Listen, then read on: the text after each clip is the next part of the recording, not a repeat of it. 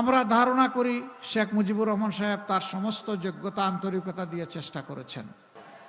আলহামদুলিল্লাহ, আলহামদুলিল্লাহ রাব্বিল আলামিন, ওয়াসসালাতু ওয়াসসালামু আলা রাসূলিহিল কারীম ওয়া আলা আলিহি ওয়া সাহবিহি ওয়া আহলি বাইতি আজমাইন। বাংলাদেশ জামাত ইসলামী হিজলা মেন্দিগইন আসনের উদ্যোগে আয়োজিত আজকের এই নির্বাচনী জনসভার সম্মানিত সভাপতি, সভামঞ্চে বসা বাংলাদেশ জামাত ইসলামী সহ 11 দলের শরিক, কেন্দ্রীয় এবং স্থানীয় নেতৃবৃন্দ, শহীদ পরিবারের গর্বিত সদস্যবৃন্দ, জুলাই যোদ্ধাবৃন্দ, এই আসনের সম্মানিত ভাই ও বোনেরা, সাংবাদিক বন্ধুগণ, শৃঙ্খলার দায়িত্বে নিয়োজিত রাষ্ট্রের বিভিন্ন বাহিনীর সম্মানিত সদস্যবৃন্দ, আল্লাহ তাআলার শুকরিয়া আদায় করছি বাংলাদেশের মূল ভূখণ্ড থেকে বিচ্ছিন্ন এ যেন আরেক বাংলাদেশ, সেই মেহেন্দিগঞ্জে আল্লাহ তাআলা আমার জীবনের প্রথম এখানে আমাকে হাজির হওয়ার তৌফিক দিয়েছেন। আলহামদুলিল্লাহ। আজকের এই আশাটা আমরা সবাই জানি, আসন্ন নির্বাচনকে সামনে রেখে আগামী 12ই ফেব্রুয়ারি আর 4টা দিন আমাদের হাতে মূলত আছে। প্রচারণার জন্য আছে 3 দিন। এই সময়ের ভিতর 2 দিন আছে মাঝখানে প্রস্তুতি পর্ব।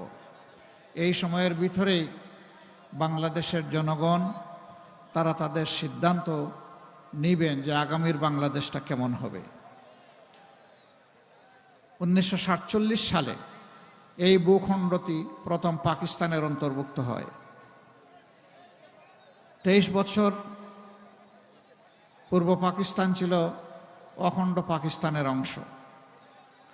সেই সময় পশ্চিম পাকিস্তান এবং পূর্ব পাকিস্তানের মধ্যে বিভিন্ন ক্ষেত্রে যে বৈষম্য এবং ব্যবধান তৈরি হয়েছিল, যে বঞ্চনা তৈরি হয়েছিল, তারই বিস্ফোরণ ঘটেছিল 70-এর নির্বাচনে। 70-এর নির্বাচন হওয়ার পরে স্বাভাবিকভাবে ক্ষমতা হস্তান্তর না হওয়ার কারণে একটা যুদ্ধ অনিবার্য হয়ে ওঠে, যেটা বাংলাদেশের মুক্তিযুদ্ধ। সেই যুদ্ধের মধ্য দিয়ে একই ভূখণ্ড আবার নতুন করে স্বাধীনতা লাভ করে বাংলাদেশ। এই বাংলাদেশের জনগণকে বলা হয়েছিল,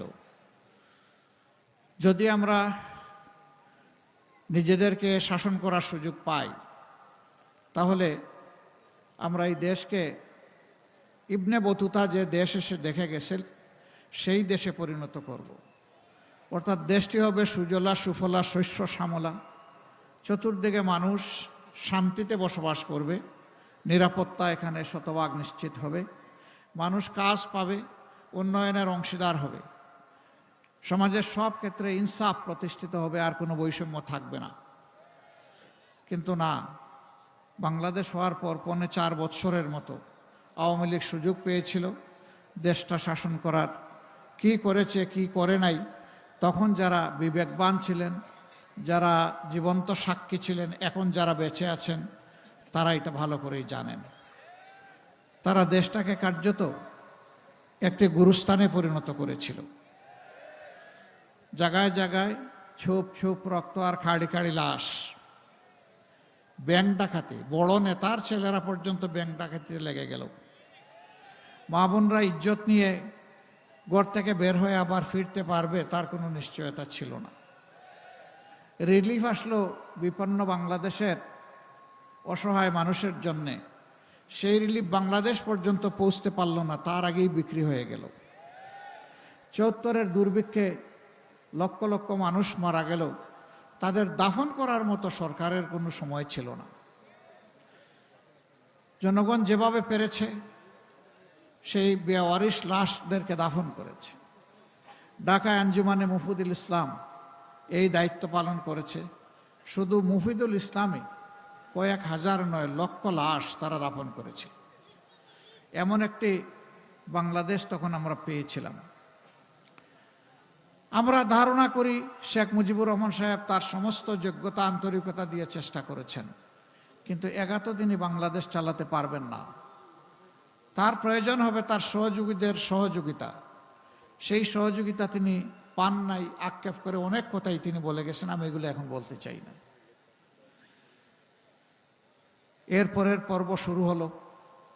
3 বার সংক্ষিপ্ত ক্ষমতার হাত বদল হয়ে জিয়াউর রহমান সাহেব আসলেন, তিনি দেশ চালালেন, তাকেও নির্মমভাবে দুনিয়া থেকে বিদায় নিতে হলো।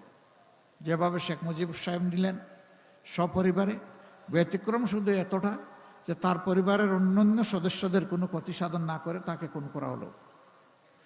তিনি দুনিয়া থেকে বিদায় নিলেন, আবার বাংলাদেশ অস্থির হয়ে উঠল।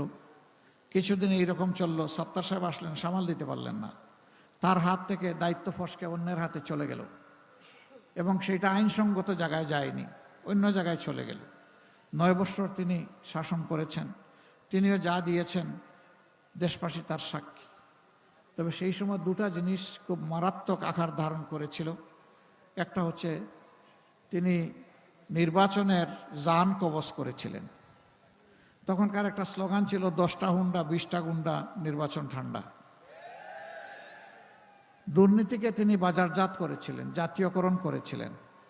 সেই যে দুর্নীতির মহা উৎসব জাতীয় সত্তা ফিরে পেল, তা আর থামল না। এখন পর্যন্ত এটা চলছে। উৎপাত সকল যুগেই ছিল, কিন্তু 15.5 বছরটা ছিল খুবই খারাপ সময় বাংলাদেশের জন্য। এই সময় বাংলাদেশের ব্যাংক, বিমা সেক্টর, কর্পোরেশন, শেয়ার মার্কেট লুট হয়েছে। মেগা প্রজেক্টের নামে জনগণের টাকা লুট হয়েছে। শুধু বাংলাদেশ ব্যাংকের বৈধ হিসাব মতে বিদেশে 15.5 বছরে তৎকালীন সরকারের লোকেরা পাচার করেছে 28 লক্ষ কোটি টাকা, যেটা বাংলাদেশের রাষ্ট্রীয় বাজেটের 4টা বাজেটের সমান। কত টাকা বিদেশে পাচার হয়েছে চিন্তা করেন। আর পাচার করতে পারে নাই সেই টাকা মাটির নিচে কলসিতে বিছানায় কত যে আছে আল্লাহ ভালো জানে। বাংলাদেশ জামাতে ইসলামী এই দেশের বুকে যদি বিবেক দিয়ে চিন্তা করা হয় তাইলে সবচেয়ে বড় মজলুম দল। যেই দলের এক এক করে 11 জন নেতাকে ঠান্ডা মাথায় খুন করা হয়েছে জুডিশিয়াল কিলিংয়ের মাধ্যমে। এটা বিচারিক হত্যাকাণ্ড। একজন যিনি বেঁচে ছিলেন এটিএম আজহারুল ইসলাম সাহেব, 5 আগস্টের পরে বর্তমানে কোনো দলের সরকার নাই, এখন একটা দল নিরপেক্ষ সরকার দেশ চালাচ্ছে। এই সময় আদালত যার ফাঁসির আদেশ দেওয়া হয়েছিল তাকে মুক্তই শুধু ঘোষণা করা হয় নাই, আদালত বলেছে তার বিরুদ্ধে যে সমস্ত সাক্ষী আনা হয়েছে একটাও বিশ্বাসযোগ্য সাক্ষী নাই। যে অভিযোগ আনা হয়েছে তার কোনো প্রমাণ দিতে সক্ষম হয় নাই রাষ্ট্রপক্ষ। সেই অবস্থায় তাকে ফাঁসি দেওয়া হয়েছিল। তাহলে বুঝুন বাকি যাদেরকে ফাঁসি দেওয়া হয়েছে অথবা জেলে রেখে যাদেরকে মৃত্যুর দিকে ঠেলে দেওয়া হয়েছে তাদের সাথে কি আচরণটা করা হয়েছে। এই বৃহত্তর বরিশালের অহংকার সারা বাংলাদেশের অহংকার, সারা বিশ্বব্যাপী মানুষ যাকে ভালোবাসে। বিশ্ববিখ্যাত মুফাসসির কোরআন আল্লামা দেলোয়ার হোসেন সাঈদীকে নির্মমভাবে হত্যা করা হয়েছে। প্রত্যেকটি হত্যাকাণ্ড এইরূপই ছিল। আমাদের হাজার কর্মীকে আমরা হারিয়েছি, তাদেরকে বিচারের মুখোমুখি পর্যন্ত করা হয়নি। এক্সট্রা জুডিশিয়াল কিলিং, বিচার বহির্ভূত ভাবে তাদেরকে হত্যা করা হয়েছে। 5,000 সহকর্মী জীবনের তরে পঙ্গু হয়ে গেছে। কার 2 চোখ নাই, কার 1 চোখ নাই, কার হাত নাই, কার পাও নাই, কেউ মেরুদণ্ড আঘাত পেয়ে এখন প্যারালাইজড হয়ে বিছনায় পড়ে আছে। আমাদের অফিসগুলো 13.5 বছরে একটানা বন্ধ করে রাখা হয়েছিল। আমাদেরকে খুলতে দেওয়া হয়নি, 1 মিনিটের জন্য অফিসে যেতে পারিনি, কোনো অফিসে না। আমাদের কেন্দ্রীয় অফিস থেকে শুরু করে শাখা অফিস সবগুলা একই অবস্থা। আমাদের নিবন্ধন বাতিল করে দেওয়া হলো অন্যায়ভাবে, প্রতীক কেড়ে নেওয়া হলো। শেষ পর্যন্ত দিশাহারা হয়ে আমাদের সংগঠনটাকেই নিষিদ্ধ করে দিল। শুধু আমরা না, ইসলামী ছাত্র শিবির সহ যত সংগঠন আমাদেরকে ভালোবাসে সবগুলা নিষিদ্ধ। এ ঘটনা ঘটেছে 24-এর 1 আগস্ট। 5 আগস্ট স্বৈরাচারী সরকার বিদায় নিয়েছে।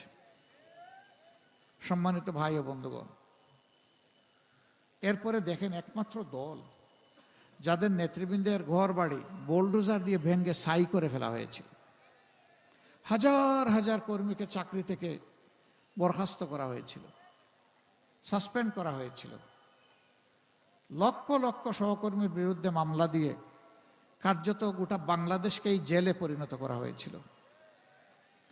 এত কষ্ট বুকে চেপে যে দলটি চলছিল, সেই দলটিও জনগণের কষ্টে কখনো চুপ থাকেনি, ঘুমিয়ে পড়েনি। এই 15.5 বছর যেখানেই মানুষের দুঃখ দুর্দশা, বন্যা, খরা, ঘূর্ণিঝড়, জলোচ্ছ্বাস এবং আনন্যাচারাল ডেথ যত জায়গায় হয়েছে, সবার আগে যে সংগঠন দৌড়ে গিয়ে দাঁড়িয়েছে, এমনকি সরকারের আগে, তার নাম বাংলাদেশ জামাত ইসলাম। এই বরিশালের মানুষের সাক্ষী। 22 সালে বন্যার সময় সারা বাংলাদেশ আক্রান্ত হয়েছে, আপনারাও আক্রান্ত হয়েছে। আমাদের সামর্থ্য, সীমিত সামর্থ্য অনুযায়ী আমরা আপনাদের পাশে এসে দাঁড়ানোর চেষ্টা করেছি। কোনো জায়গায় আমরা চোখ বন্ধ করে থাকিনি। আমাদের হাতে অঢেল সম্পদ ছিল না, কিন্তু আমাদের বুকের ভিতরে সারা বাংলাদেশ ছিল। আমরা হৃদয় দিয়ে বাংলাদেশকে অনুভব করতাম। আমরা যখন যেতাম, বিভিন্ন জায়গায় লোকেরা বলতো, এত কষ্টের মধ্যে আপনারা আছেন, আবার সেই আপনারাই আসলেন সবার আগে। অনেক লোক কেঁদেও দিত। আমরা গিয়ে বলতাম যে দেখেন, কোনো দয়া দাক্ষিণ্য করার জন্য এখানে আসিনি, এটি মানুষ হিসাবে আমাদের নৈতিক দায়িত্ব, আমরা আমাদের নৈতিক দায়িত্ব পালন করতে এসেছি। আমরা কোনোদিন বলতাম না আমরা রিলিফ নিয়ে এসেছি, আমরা বলতাম আপনাদের জন্য সামান্য উপহার সামগ্রী নিয়ে এসেছি। আমরা এটা বলতাম না যে আপনাদের দুঃখ দুর্দশা সব দূর করতে পারবো, আমরা বলতাম যে আমরা আপনাদের পরিবারের সদস্য হয়ে আপনাদের দুঃখের অংশীদার হতে এসেছি। আমরা এই চেষ্টা করেছি। সেই সংগঠন 5 তারিখ যখন আল্লাহ তাআলা একটা পরিবর্তন দিলেন, সবার আগে আমরাই ঘোষণা করলাম, দলের পক্ষ থেকে আমরা কারো বিরুদ্ধে কোনো প্রতিশোধ নেব না। আমরা আমাদের সহকর্মীদেরকে বললাম, হ্যাঁ, শহীদ পরিবার এবং ক্ষতিগ্রস্ত মানুষগুলো, তাদের ন্যায্য বিচার চাওয়ার এবং পাওয়ার অধিকার আছে। আপনারা যদি বিচার প্রার্থী হন, আমরা আপনাদেরকে সর্বাত্মকভাবে সহযোগিতা করব। কিন্তু সাবধান, মামলা রুজু করতে গিয়ে একজন নিরপরাধ মানুষের নাম মামলায় অন্তর্ভুক্ত করা যাবে না।